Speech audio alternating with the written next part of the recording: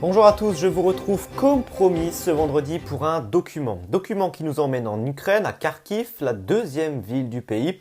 Face à la menace permanente de frappe, d'attaque, les autorités de la ville ont décidé de généraliser un dispositif d'école souterraine. Des élèves qui se retrouvent en classe, dans des stations de métro. C'est un reportage des envoyés spéciaux de France Télévisions sur place, Stéphanie Pérez, Chloé Cormori avec Patrick Miette. Ils arrivent sagement, bien emmitouflés. Mais contrairement aux apparences, ces élèves de CP ne descendent pas vers le métro pour une sortie. Ils se rendent en classe. Voici l'une des écoles souterraines de Kharkiv, aménagée dans ce qui était avant un couloir de voyageurs. La deuxième ville ukrainienne, située à une quarantaine de kilomètres de la Russie, est quotidiennement visée par les bombardements russes.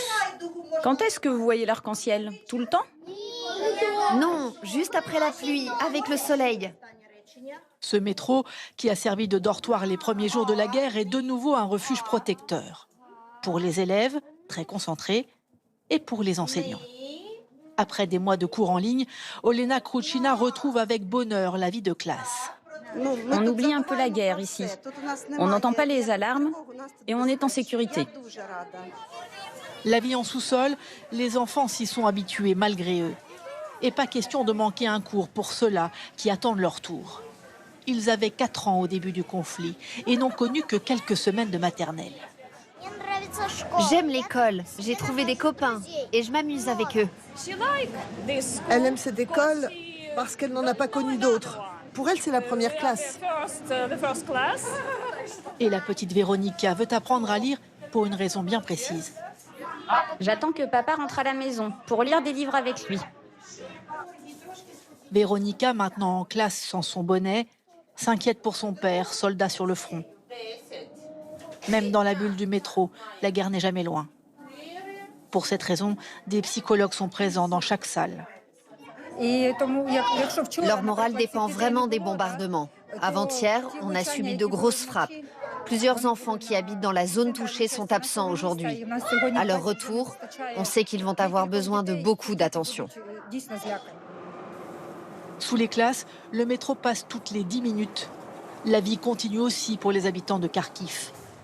La responsable de la station a fait adapter le trafic à ces petits voyageurs immobiles. Avec les autorités, on s'est mis d'accord pour que les trains ralentissent à l'entrée et à la sortie de la station. Ça évite les bruits et les vibrations qui dérangent les cours.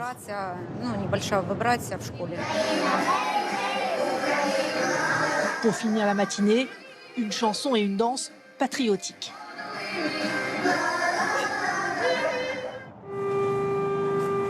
À la surface, le bus attend les enfants pour les reconduire chez eux. Mais une nouvelle alarme retentit dans la ville glacée. Il faut patienter. L'enseignante attend les consignes. On ne sortira qu'à la fin de l'alarme. Ça arrive souvent qu'on attend d'ici une demi-heure, 1 heure. L'alerte est levée. Tendre au revoir entre Maria Matoucha et ses élèves. Au fil des jours, l'incertitude du lendemain a renforcé leurs liens.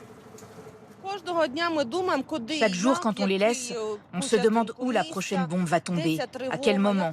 On s'inquiète pour les enfants, pour les parents. On est tous liés. On est fatigués, oui. Mais il est hors de question de négocier quoi que ce soit avec la Russie. Tant de gens sont morts. On n'a pas fait tout ça pour rien. Sur tout le territoire ukrainien, ce sont près de 3800 écoles qui ont été détruites ou endommagées depuis le début de la guerre, il y a 2 ans. Mais ici, à Kharkiv, pas question de commencer à reconstruire immédiatement, alors que les bombardements restent quotidiens. Ouais, vous l'avez compris, la guerre n'est malheureusement pas prête de s'arrêter. Voilà, c'est tout pour aujourd'hui. Merci à vous d'avoir été au rendez-vous de ce document. J'aurai le plaisir de vous retrouver lundi pour le JT. En attendant, je vous souhaite un bel après-midi, un bon week-end, à lundi.